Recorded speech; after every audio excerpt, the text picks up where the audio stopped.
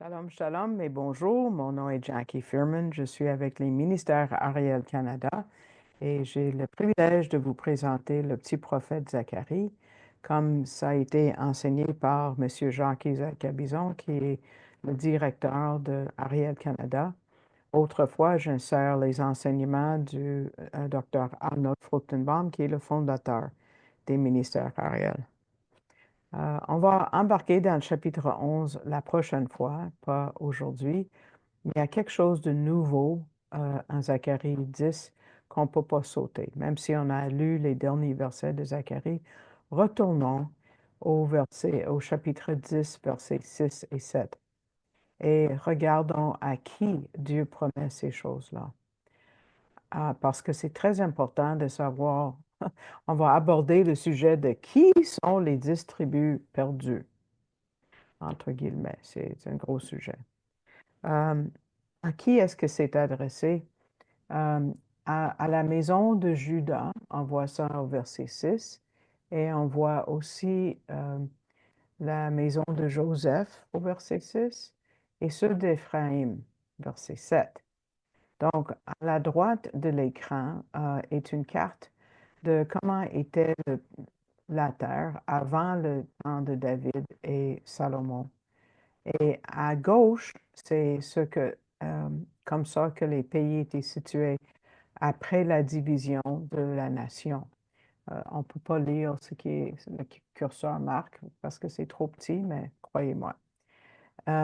Au sud, il y avait Juda. Ça, vous le voyez, on l'écrit à la gauche extrême. Et puis, mais aussi, ils étaient entourés d'autres nations.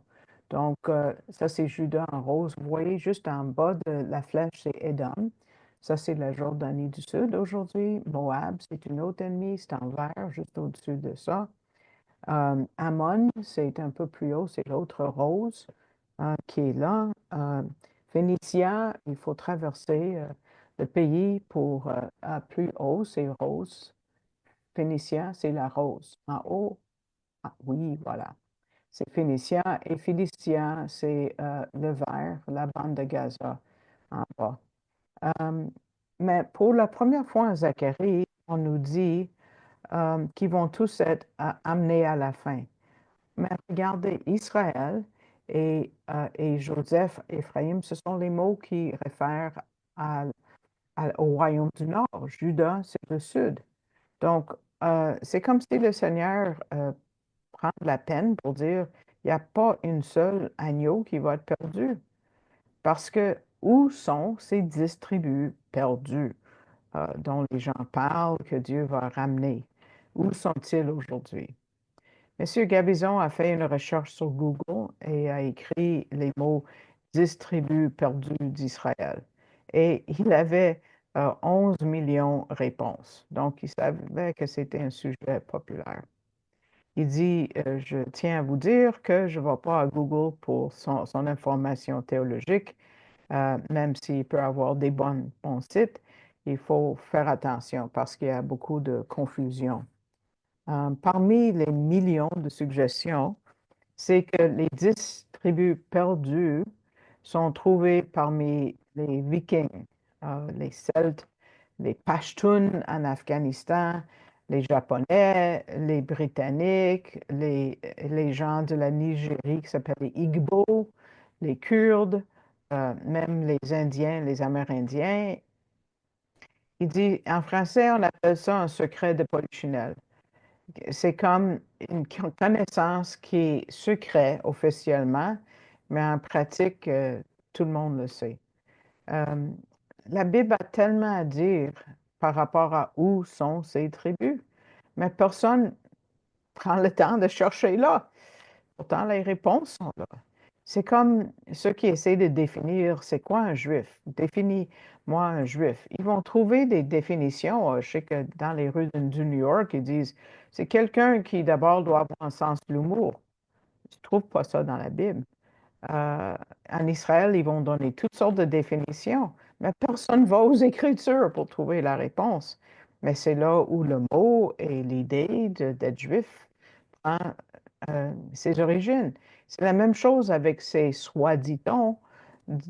tribus perdues qui ne sont pas du tout perdues.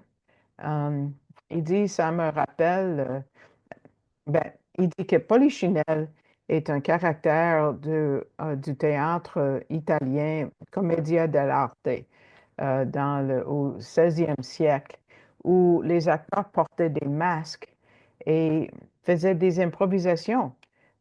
Parce que s'ils voyaient que l'audience était intéressée à un sujet, ils changeaient leur discours pour ce qui intéressait le peuple. Ils essayaient de rendre ça mystérieux, mais à la fin, il n'y avait rien d'important qui était décidé. Mais les textes bibliques, comme on va voir, il y en a beaucoup, démontrent très clairement qu'il n'y a aucune tribu d'Israël qui était perdue. Ils sont tous nommés, ou on peut les retrouver tous dans la Bible. Ce qui manque, c'est que des fois, il y a des gens, des tribus qui ont été déportés, comme par exemple dans le Royaume du Nord, c'est qui est venu déporter la punition de Dieu? C'était les Assyriens. Précisément, le roi, ou le leader Sargon d'Assyrie a pris 27 290 otages déportés dans la déportation du Nord. Combien d'habitants y avait-il à ce moment-là? Entre 400 et 500 000. Donc, on parle de 27 000 otages. Mais il y avait entre 400 et 500 000 qui étaient là. Donc, la grosse majorité ne sont même pas partis. Ils sont restés dans leur territoire. Plus tard, en Esdras 6, 16, on va mettre ça à l'écran, on voit le fait que 12 boucs ont été sacrifiés selon le nombre de tribus d'Israël. Parce qu'il y avait 12 tribus. Il n'y avait pas deux, il y en avait 12. Ça, c'est après le retour en Israël, Esdras, n'est-ce pas? Donc, à travers l'histoire d'Israël, oui, il y a des Juifs qui ont quitté le pays pour une raison ou une autre, qui ont fini par se joindre aux nations du monde. C'est une des raisons pourquoi les Juifs sont peu en nombre. Il y a 15 millions dans le monde, mais la nation juive est aussi vieille que les Chinois ou le peuple ou les gens de l'Inde. On doit avoir une proportion de la même grosseur. 1,4 milliard, j'ai même vérifié les chiffres aujourd'hui. Les deux pays ont 1,4 milliard. Donc, la population juive est 1% de ce qu'ils doivent être. Où est-ce qu'on sait que ça arriverait? Mais c'est Deutéronome 28, comme je dis souvent, c'est un chapitre que je dis aux Juifs de ne pas lire avant de se coucher, Deutéronome 28. Il y a peut-être une quarantaine, cinquantaine de malédictions. Verset 62 dit, et vous resterez un petit nombre d'hommes, au lieu que vous étiez comme les étoiles des cieux en multitude, parce que tu n'as pas écouté la voix de l'Éternel, ton Dieu, peu en nombre ou petit en nombre. Le mot petit, c'est mieux parce que c'est vraiment comme grosseur. C'est petit. Euh, Pas peu nombreux, mais vraiment petit. À cause des expulsions, des assimilations, ça a amené au fait qu'on est petit en nombre. Et surtout à cause de quoi? Dieu l'a dit, la désobéissance. Et c'est encore le cas aujourd'hui. Monsieur Gabizon dit que je suis excité de partager avec vous que même s'ils sont restés petits en nombre, toutes les tribus étaient là.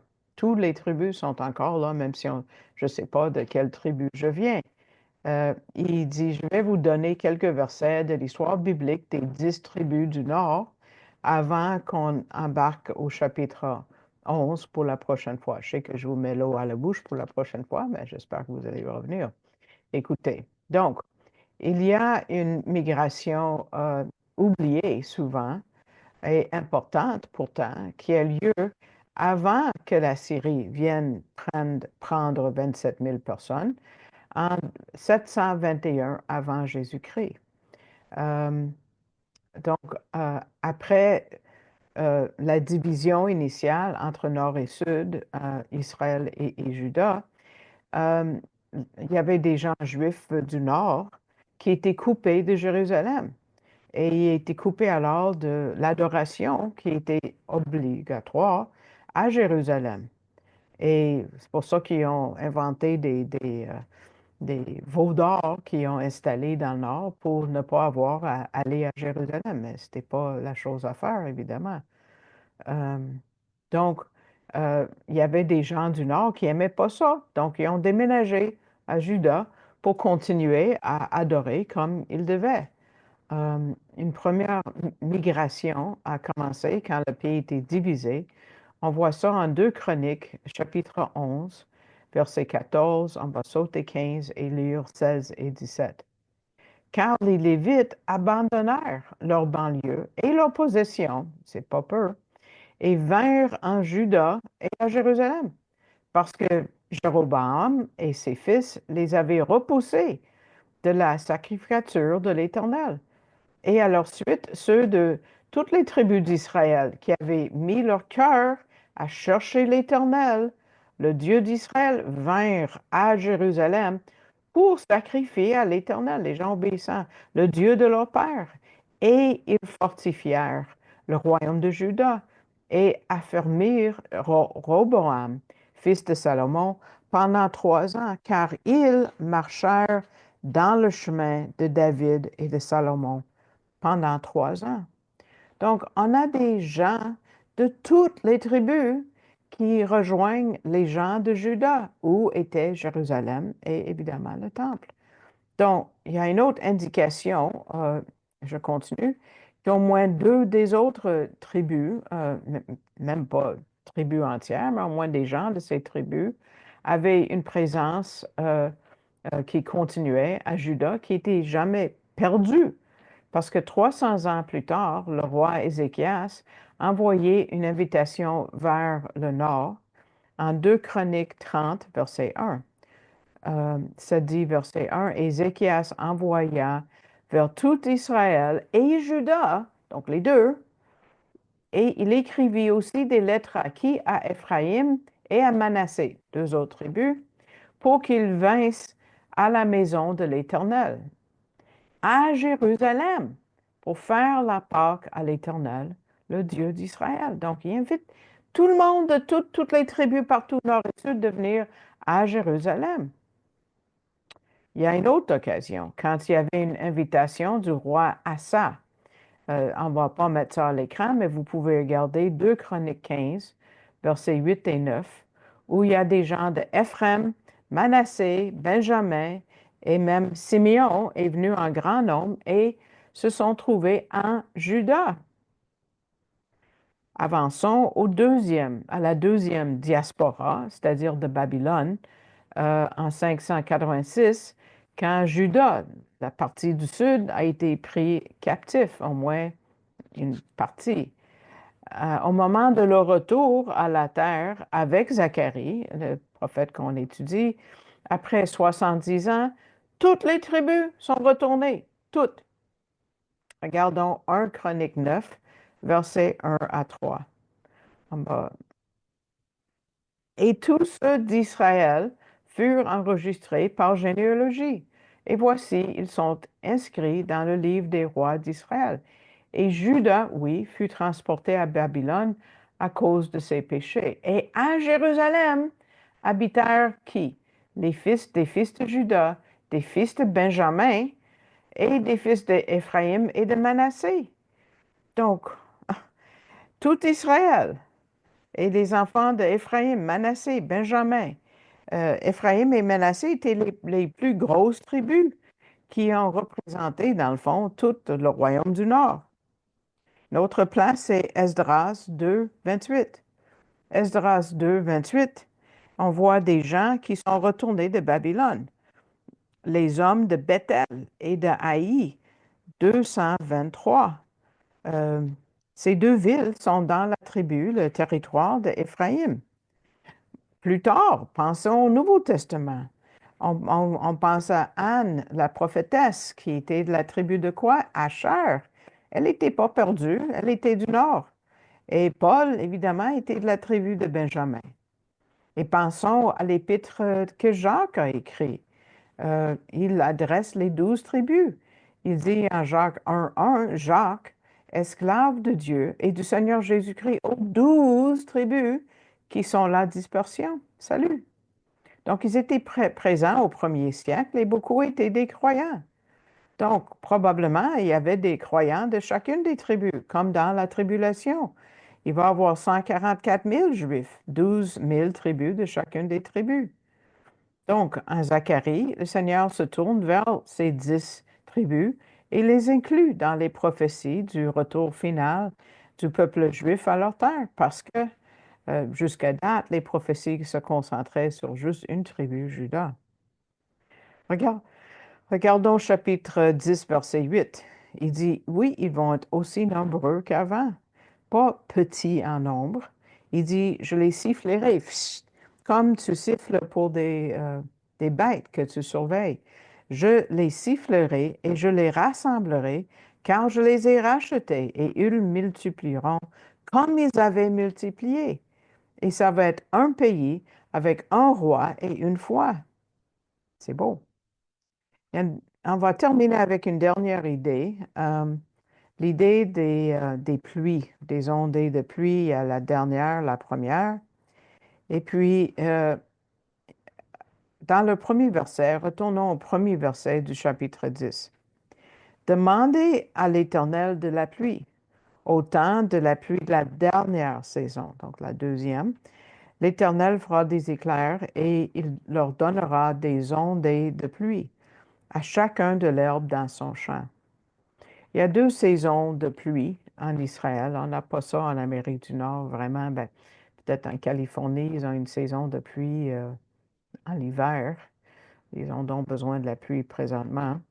Mais il y a deux saisons de pluie en Israël. Il y a la première pluie qui s'appelle Malkosh, qui est la pluie de Nissan, du printemps, la Pâque juive.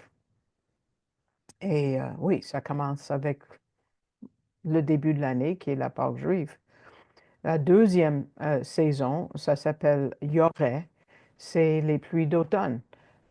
Et puis, quand on finit la dernière fête, euh, la septième fête, la fête des tabernacles, on inclut des prières pour la pluie, parce que là, on a besoin de pluie pour faire pousser la nouvelle semence.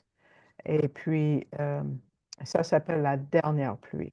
Donc, les deux saisons nous amènent au Messie. Là, on voit l'importance du Messie à la Pâque et l'établissement de son royaume à la fête des tabernacles, au Sukkot. Donc, on peut voir dans ce premier verset, on sait que les chapitres n'étaient pas, le livre n'était pas divisé en chapitres et en versets au départ, évidemment, mais quand même, au début de ce chapitre sur les bergers d'Israël, il y a une invitation de chercher l'Éternel, euh, et surtout au temps de la dernière pluie. Il dit, demande à Dieu de vous donner des yeux ouverts pour le voir et de le reconnaître comme sauveur personnel, comme dans la première venue, la première pluie, si vous voulez, quelque chose qui va assurer notre destin éternel avec Dieu, parce qu'à la deuxième venue, il va être juge. Mais ce n'est pas toute l'illustration. Il a dit, laisse-moi vous amener à une place où la première pluie est mentionnée et où ça nous amène au Messie lui-même. C'est dans le petit prophète Joël, chapitre 2. Il a dit, écoute ce que le prophète dit ici. Joël, chapitre 2, verset 23. Et vous, fils de Sion, égayez-vous et réjouissez-vous en l'Éternel votre Dieu. Car il vous donne la première pluie, et je vais vous dire pourquoi j'ai mis le mot moret, c'est la traduction qui est donnée là, dans sa mesure, et fait descendre sur vous la première pluie, le moret, et la dernière pluie au commencement. Euh, c'est ici le mot première pluie, c'est pas écrit avec le mot yareh, comme j'ai déjà mentionné, mais c'est le mot moret, comme vous voyez que c'est indiqué. Qu'est-ce que moret veut dire?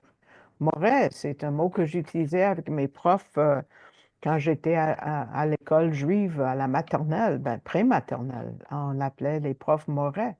J'appelle le docteur Fruchtenbaum Moret quand je le vois, mon professeur.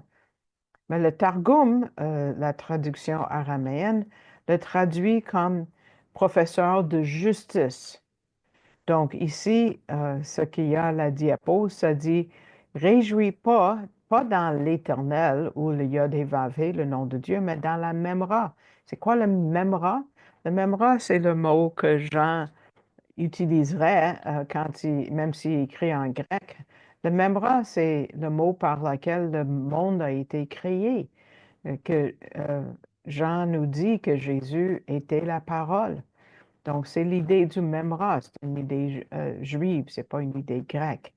Et beaucoup de places où on voit la parole de l'Éternel, c'est le mot Memra. Donc, au lieu de dire réjouis-toi dans le Yod-Hé-Vavé, dans l'Éternel, Yahvé, il dit dans le Memra, qui est Jésus, du Seigneur ton Dieu, car il t'a rendu ton maître de justice. Donc, c'est lui qui est notre maître de justice. C'est lui l'Éternel. C'est lui Jésus. Donc, avec ceci, on va mettre fin à la deuxième partie et on a terminé le 10e chapitre finalement, même si on est revenu quelques fois. J'espère que ça vous a béni, que vous avez eu un encouragement du Seigneur à travers ça. Écrivez des mots d'encouragement ou de louange à Dieu si vous avez été béni, si vous écoutez ça en ligne. Si vous écoutez ça en ligne, mettez le pouce vers le haut pour augmenter notre visibilité. Je le demande beaucoup, puis à peu près personne ne le fait, mais je l'apprécierais grandement et peut-être d'autres aussi. Vous pouvez vous abonner pour avoir un avertissement, une notification chaque fois que des nouvelles vidéos sortent. Vous pouvez prier, évidemment, parce que euh, le ministère vit de l'opposition, je dois juste dire, donc j'apprécierais vos prières. Et je voyage beaucoup d'ici le milieu de l'été, vraiment. Mais les études vont continuer. Merci à tous ceux qui me soutiennent régulièrement. Vous êtes vraiment un fondement pour moi parce que je n'ai pas de salaire qui vient d'ailleurs, juste de vous. C'est très apprécié. Puis ceux qui envoient un don unique de temps en temps, c'est merveilleux. Je l'apprécie aussi. Et puis, si vous avez à cœur de le faire, vous ne savez pas comment faire, je vous invite d'aller sur votre moteur de recherche préféré et de taper arielcanada.ca, comme vous voyez ici, et vous allez être amené sur le site web en anglais, malheureusement uniquement pour le moment, mais vous voyez le mot support en haut. Et puis, vous allez cliquer dessus. Ça vous amène à un organisme qui fait son travail en anglais, mais aussi, vous voyez, en français. Cliquez sur français et vous voyez, ça dit Ministère Ariel Canada en français. Et il y a un menu qu'il faut vraiment tirer vers le bas. Quelqu'un m'a dit dernièrement, il n'a pas fait le, il a laissé ça sur Général, mais il voulait que ça aille pour moi. Donc, tirez le menu vers le bas pour voir le mot Jackie Fearman, les mots, et puis là, vous pouvez continuer avec votre don électronique. Je l'apprécie beaucoup. Et puis, je vous dis à la prochaine fois. Je vais être encore ici à Montréal pour une dernière fois pendant un petit bout. Donc, shalom, shalom.